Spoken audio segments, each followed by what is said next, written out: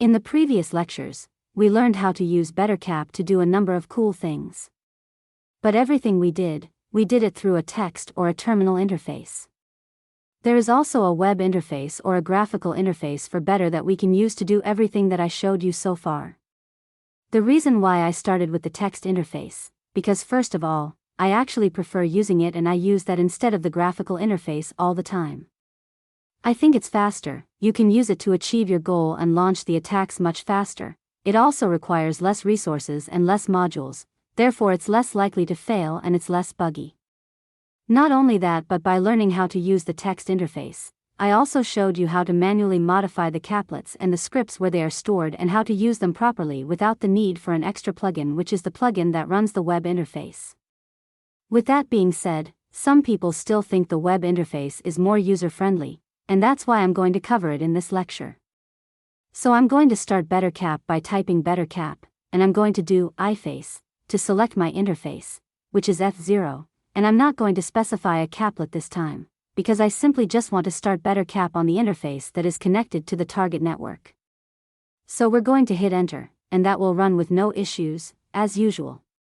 If you're using the different version of Kali, or if you're using Bettercap on a different distribution, then you're going to have to install the web interface.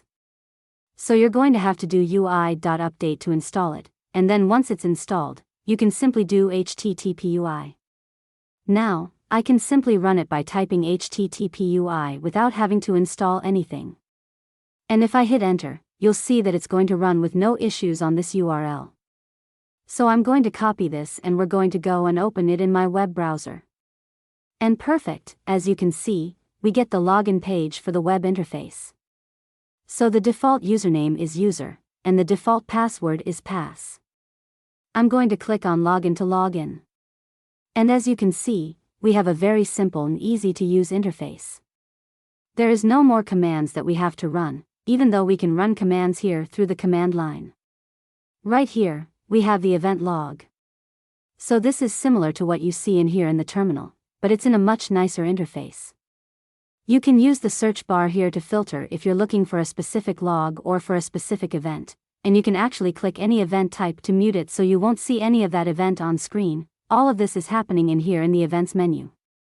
The next useful page would be the LAN page right here, which will show you all the devices connected to the network. So this is similar to when we used to do net.show. As you can see right now, we only have the router, which is at 192.168.24.62, and my current computer, which is 192.168.24.6143. This is Kali. Now, as you know before, we have to start the net.recon and net.probe to discover all of the devices on the same network. So in here, instead of writing the commands, all you have to do is click on the play button to start the net.probe, and click on this play button to start the net.recon. You'll get nice notifications in here, and as you can see, we managed to discover all of the connected devices. You can also see in here we have a nice tag to tell us that this is the gateway and a nice tag telling us that this is our computer. The Windows machine that we have always been targeting. Again, because this is a very simple web interface, you won't have to type anything. You can click on this little arrow right here beside the machine, beside the IP. You can either scan this machine for ports or add it to your spoofing targets. So you won't have to set arp.spoof.targets to this IP, all you have to do is literally click here and it's automatically added to the ARP spoof. Not only that, but we'll see a nice little window in here to configure our ARP spoofer. And remember, we used to set this option to true, the full duplex. So all I have to do now is just click here to check it. And to start the spoofer, all I have to do is click on Start Spoofing and done. Now we should be spoofing the target. As you can see, we also see a nice icon in here beside this IP. To tell us that at the moment we are spoofing this IP, telling it that we are the gateway. So now if I go to my target and just do ARP, you can see that the router's MAC address has changed to the MAC address of the Kali machine, which is this one. So that means that we are properly spoofing this device, telling it that we are the router, and we managed to become the man in the middle. Now I've actually showed you how to do all of this before in details, so if you don't remember any of this or if any of this feels strange, then please go back and revise the lectures where I covered these things. We have a nice menu here for caplets. And as you can see, we have all of the caplets currently available with Bettercap, and all you have to do is just click on the caplet that you want to run. You can also run all of the other plugins through the advanced menu in here. So for example, if you wanted to start the sniffer, all you have to do is just scroll down here looking for the sniffer. And we have it right here, net.sniff. If I click on that, as you can see on top, it's telling us it's not running. And right here, instead of running the commands, all you have to do is just click on the command that you want to run.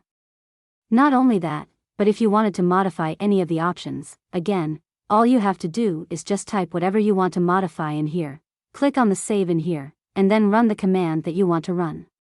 So if I wanted to start the sniffer now, all I have to do is just click on net.sniff on, and this will start the sniffer for me. Now, the sniffer combined with the nice events that we can get in here makes it easier to filter through the data that we capture, but it's still not the best way to filter through the captured data. I will cover how to properly sniff data and filter it using Wireshark, which is the best tool for sniffing and filtering data. But again, this web interface right here provides a nicer way of interacting and using Bettercap. Now, I didn't show you how to use the Wi-Fi, the BLE, the HID, and the poison menus.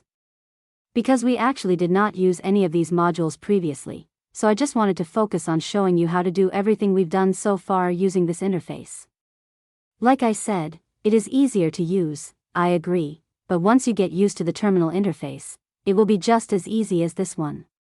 To me, it's more organized, it can be used to achieve my goals much quicker, it uses less resources, and it's faster.